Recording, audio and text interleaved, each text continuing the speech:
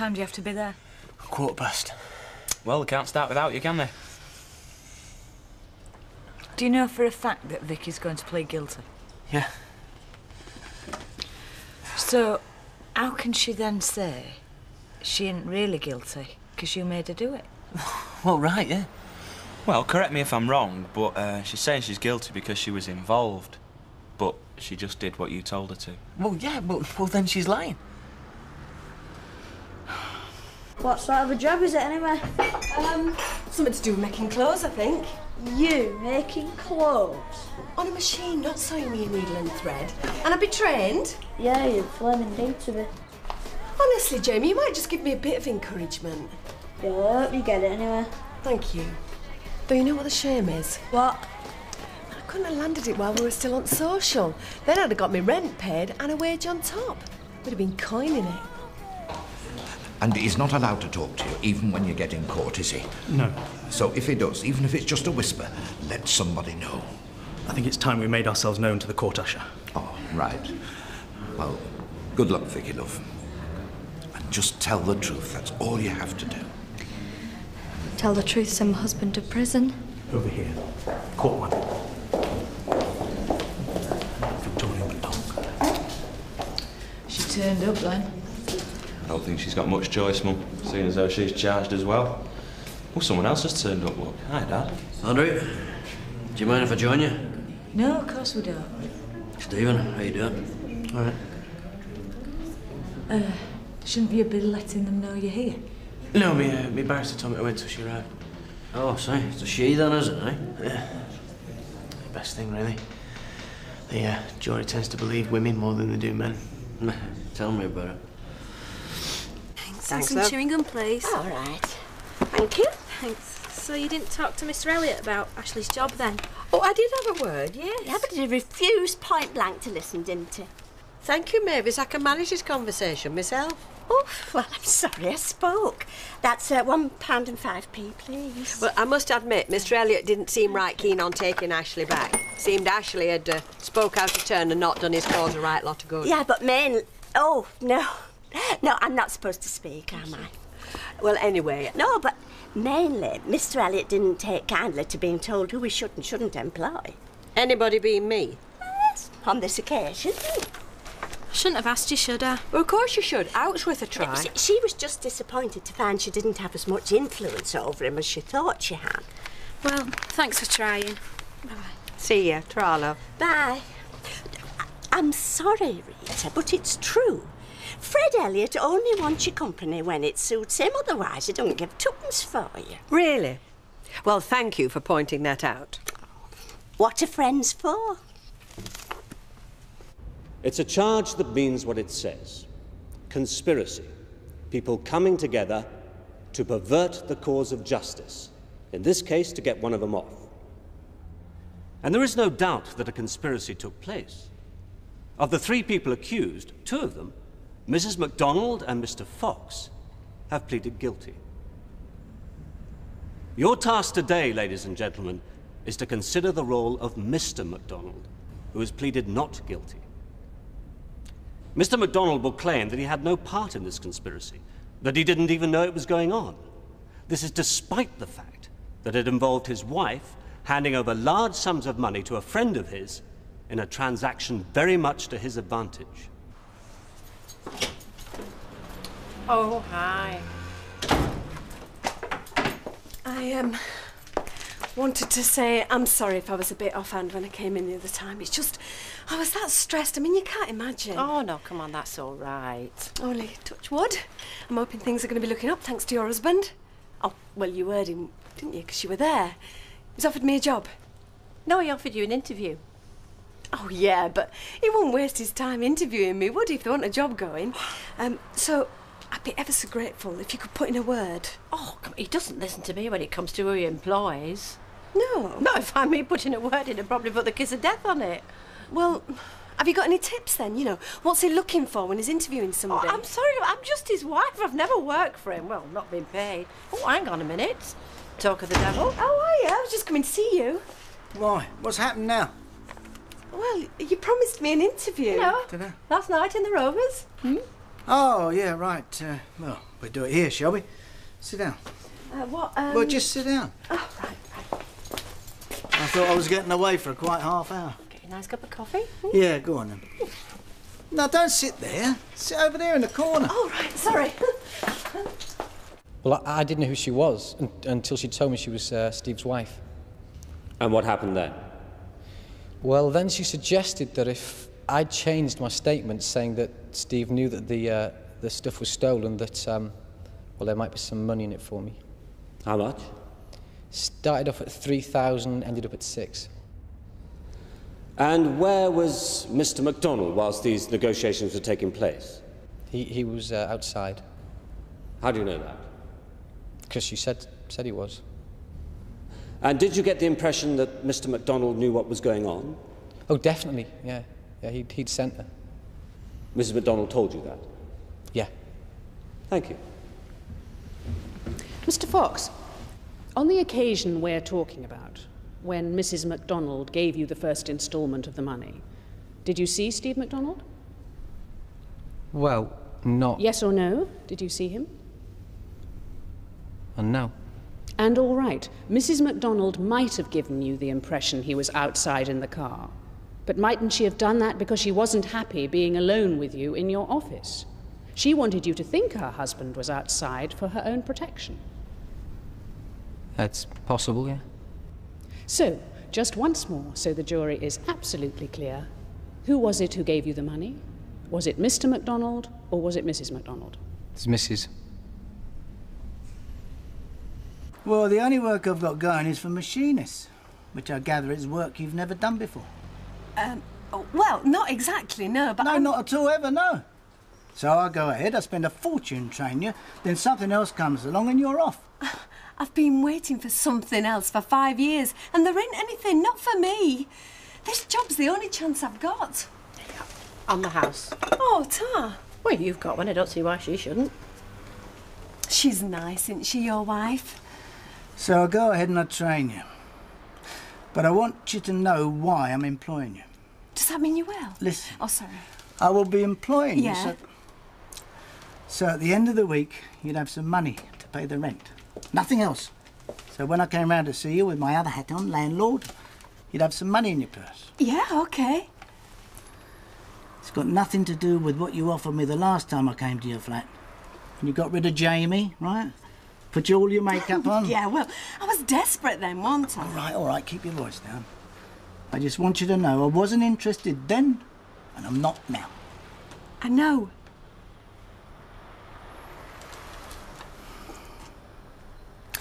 All right, you can start Monday. Oh, thanks. Oh, thanks. You won't regret it, I promise you. So you were just 15 when your parents were killed? Yes. And your inheritance was held in trust. Approximately how much was this, by the way? 240,000. Which you received when you were how old? 18. 18. So there you were, a wealthy young woman. Quite a catch. How long was it before you married Steve MacDonald? About 6 months. As quick as that? Yes. Mrs. MacDonald, whose idea was it to bribe Mr. Fox? Was it Mr. Fox's? Did he suggest it himself? Is that a yes or a no? No.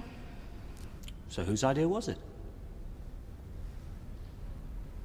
Was it your own idea? No. Well, it only leaves one other person, but I'd still like to hear it from you, Mrs. MacDonald. Whose idea was it? Steve's. Steve's. That's Mr. MacDonald, your husband, yes? Yes. Did he instruct you to take the money out of your account? Yes. And when you took it to Mr. Fox, did he drive you there? Yes. What about the second installment? Can you tell us about that?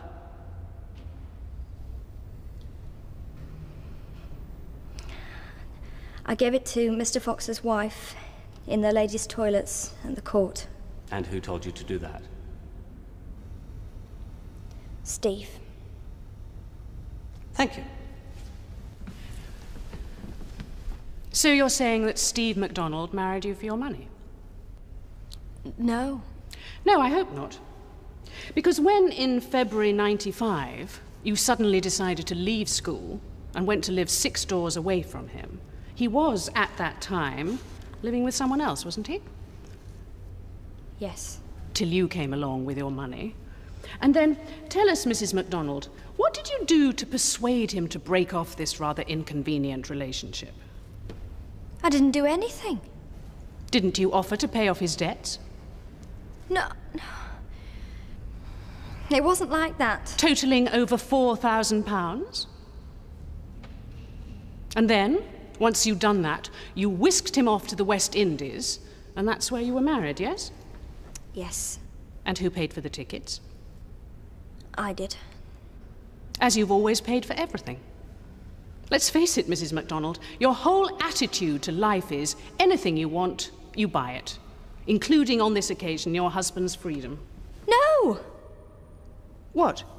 It wasn't your money? Well, yes, but... And you weren't the one who handed it over? Because Steve wanted me to. Just one last question. Do you believe it's a woman's place to do whatever her husband tells her without questioning it? No. You think she should be capable of thinking for herself and so be responsible for her own actions? Yes. Thank you.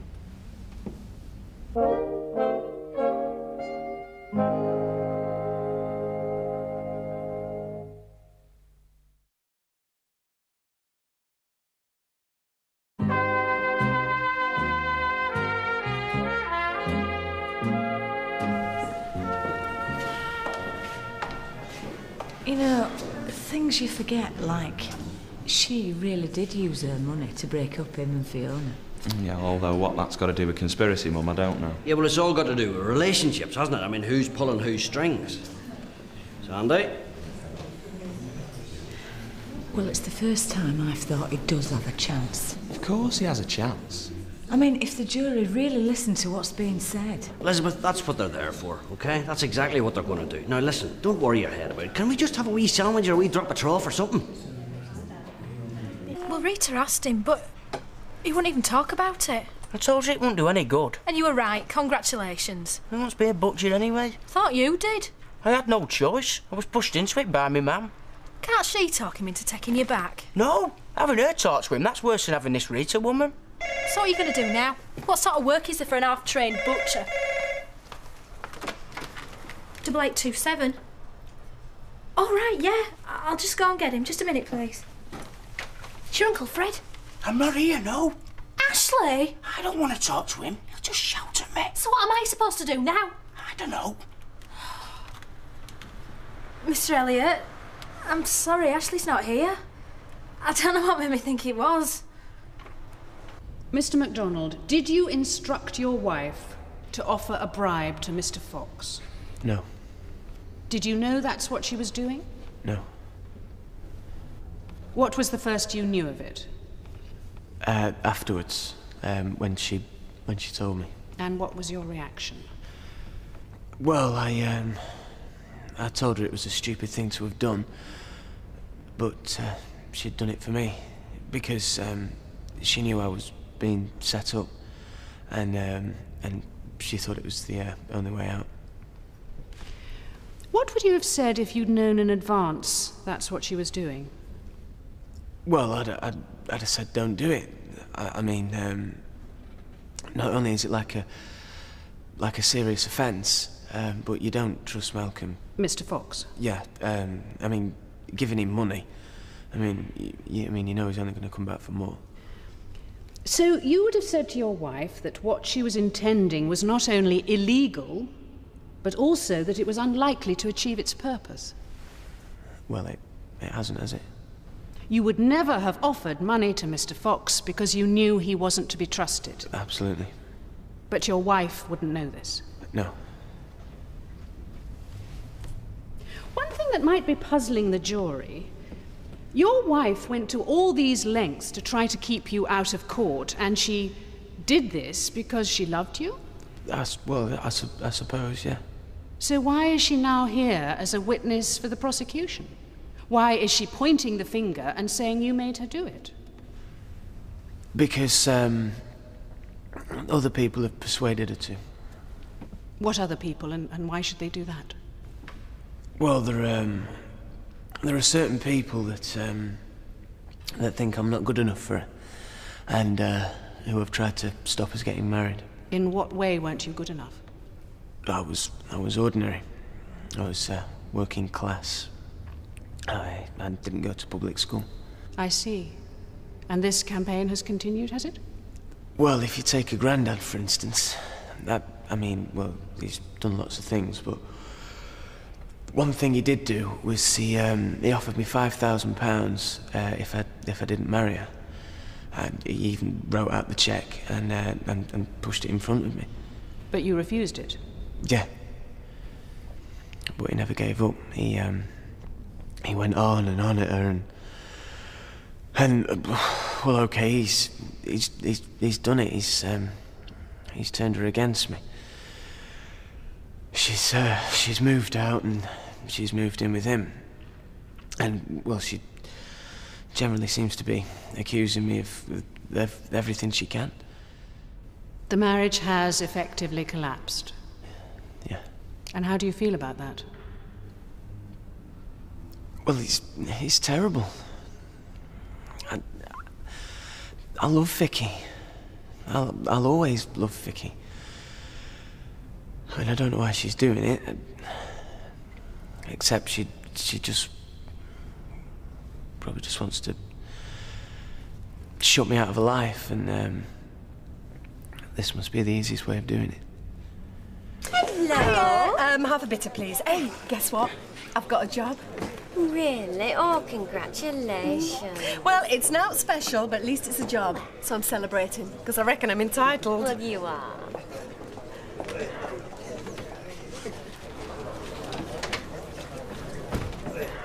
Hiya. You don't mind, do you? Don't mind what? Me just turning up? Oh, great. Turn up any time you like. Betty? Yeah. Can I have a glass of... I'll have a glass of white wine, please. Coming on, love. Cheers. No, it's just that I thought, well, OK, maybe like you said, I can't always get away at nights or at weekends because of our baby. Yeah, sure. Which, I must say, you've been very good about. Well, I am. Ask anybody. But, there are, you know, other times in the day when we could get together. If we really want to. 120, lovey. Right. Thanks, Ta, Betty. Are you working today? Yeah, no, I've been on the stall all morning. What time have you got to get back? Hour and a half. Well, it shouldn't take you an hour and a half to drink that. No.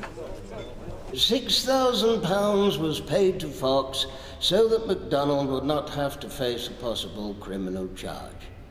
Now that much is beyond doubt, and what is also beyond doubt is that Mrs. MacDonald was instrumental in handing the money over and that she withdrew the money from her own account.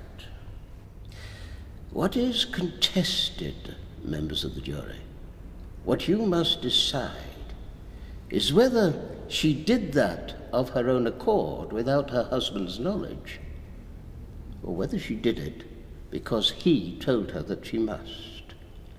Well, where is he? I assume he's here despite all that nonsense on the telephone. Well, yeah. Ashley! Oh, no.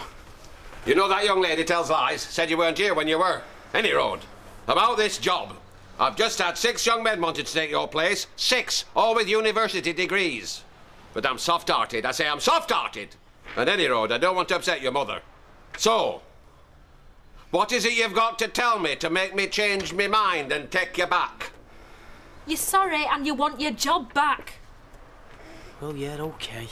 Well, yeah, OK. I'm sorry, I want my job back, yeah. You're a lucky lad, just remember that. Now get outside and wait in the car. Some business to attend to across road. But only on one condition. I beg your pardon? I don't want you going on like you were, making fun of us. Ashley! No, I don't care. You didn't hear him. And what else will you be wanting, may I ask?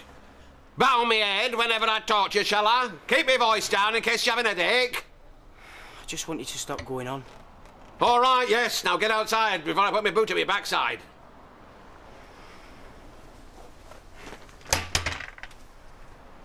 Will the foreman of the jury please stand? Will you answer my next question, yes or no? Had the jury reached a verdict upon which you are all agreed? Yes. And do you find the defendant, Stephen James MacDonald, guilty or not guilty of conspiring to pervert the course of justice? Guilty. Guilty. Yes. And that is the verdict of you all? Yes. I thank the members of the jury. And before I pass sentence, I must ask the defendants if there's anything else they wish to be taken into account. Rita? Well, hello. Now, I think perhaps I gave the wrong impression to the day. So I thought I'd come in and put matters straight between us. Well, there's no need. It's your business, Fred. You're entitled to sack your employees without worrying what I might think. He knows that. He made that perfectly clear. Just as I'm entitled to sack my employees. Even so, I think I might have given offence. No? So I thought the best way to put things right would be to take your advice and reinstate the lad, which I have just done. So there we are. Things are back as they should be. Well, I hope you don't regret it and then blame me. I wouldn't dream of it, providing you let me buy you dinner tonight. Well, all right. Wonderful. Then perhaps I could give you some advice on how to deal with your staff. I need it. 7:30. See you then. He's only given that lad his job back so that you'll go out and have dinner with him. I know, and I'm flattered. And Ashley's got his job back, so Kelly'll be chuffed. It's only you miserable. Time, gentlemen, please. Oh, very nice, love. You ought to be joking, I hope. Oh, always make exception for regulars. A large scotch? Yes, please, love. OK, love. I've just been hearing about how you're going to be employing this young lady. Yeah, that's right, I am. I mean, when you think about it, he practically owns me. He's both my landlord and my employer. Well, you better be nice to him. Oh, I shall. Yeah, love. Keep the change, love. Oh, Ta. It's a pity he's married, really, else he could have me body on top of everything else. Excuse me, I'm going to make some phone calls. Oh, I think you've embarrassed her. Oh, I think I have. Malcolm Fox, you were an active participant in this conspiracy. The only thing in your favour is that you pleaded guilty. I sentence you to 12 months imprisonment to commence at the end of the sentence you're currently serving. Victoria Frances MacDonald, I believe you were very much under the influence of your husband in what you did, and that therefore a sentence of 12 months imprisonment suspended for 2 years is appropriate in your case. That means you remain free if you stay out of trouble. Stephen James MacDonald, I'm convinced that you were the prime mover in this conspiracy. You used your wife and your wife's money to corrupt the defendant Fox while hoping that you yourself would remain in the shadows. Your aim throughout has been to preserve your own freedom at any cost, even if it meant your wife going to prison in your place. In this you failed. I sentence you to 2 years imprisonment. Take them down.